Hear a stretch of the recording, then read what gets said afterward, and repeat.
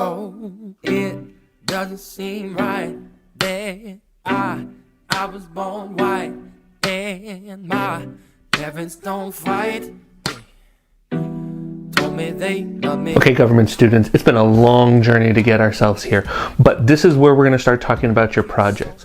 So when it comes down to it, at the end of the day, our government, our country, the nation that most of us have lived in for our entire lives, actually is a lot more fragile than we think it is. A lot of the times, because we've been living in it, we assume that it's always been this way and it will continue to be this way forever. The reality is how our government looks, how our country looks, depends on you and me. And it really depends on how actively engaged we are, right? Because a lot of the times people think, well, I don't know enough and someone smarter than me will take care of it. But do those people always have your best interest in mind? Do they have your family's best interest in mind? Do they have your community's best interest in mind?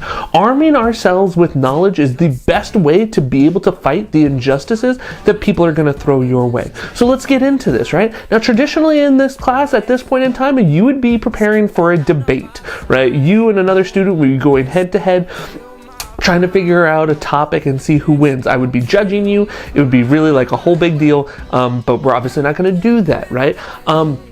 What we are going to do, though, is I still want you to make a very concrete argument looking at one of the constitutional amendments and deciding how you feel like it's played out in our society. So we're going to be giving you two options, and by we I mean the royal we, me, right? You have two choices. Choice number one is you get to take a look at whether or not Donald Trump violated the First Amendment when he told his administration and he told local police to kick out peaceful protesters so that he could take a photo op, right? So what I'm going to be doing for you is I'm going to provide for you the First Amendment. I'm going to provide for you an article from the ACLU, the American Civil Liberties Union, who's actually filing a lawsuit saying that Trump did.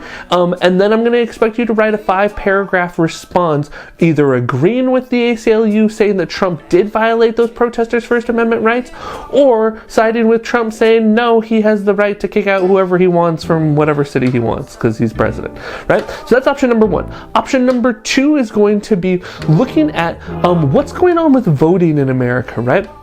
The 15th Amendment ensures that all men have the right to vote, right? Regardless of race, religion, or creed. Same thing with the 19th Amendment for women, right? So you're going to be looking at those two amendments, and then you're going to be looking at what's been going on in terms of voting, right?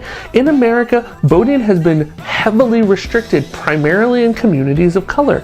And the reason for this is debatable, but ultimately studies have shown that when people show up less to voting, conservatives tend to win elections, and it's conservatives who are making these kind of voting situations harder for people. So again, I'm going to be asking you to write a 5-paragraph essay after you read something and then make a choice, right? Do you agree that these states are violating these people's 15th and 19th Amendment rights, or do you feel that these states can, restrict voting however they want, okay? And that's it. So look, again, there's those two options. Pick one and don't worry about the other, okay? All right, good luck.